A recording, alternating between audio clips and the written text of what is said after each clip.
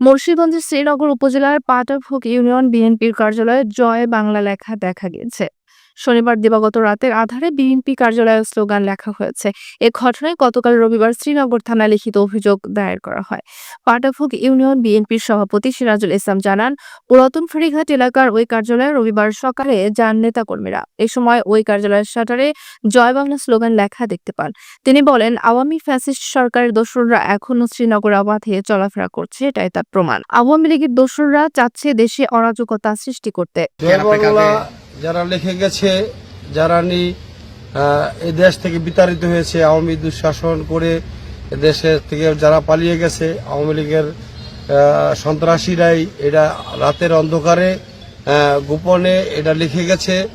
আমরা এর তীব্র নিন্দা জানাচ্ছি এবং আমরা শ্রীনগর থানায় একটি অভিযোগ দায়ের করেছি।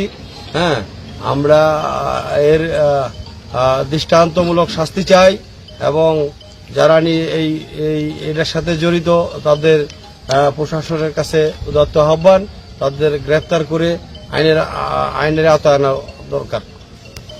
এ ব্যাপারে শ্রীনগর থানার অফিসার ইনচার্জ তদন্ত শাকিল আহমেদ বলেন, থানায় লিখিত অভিযোগ পেয়ে পুলিশ ঘটনাস্থল পরিদর্শন করেছে। ঘটনার তদন্ত করা হচ্ছে, পরবর্তীতে আইনগত ব্যবস্থা নেওয়া হবে।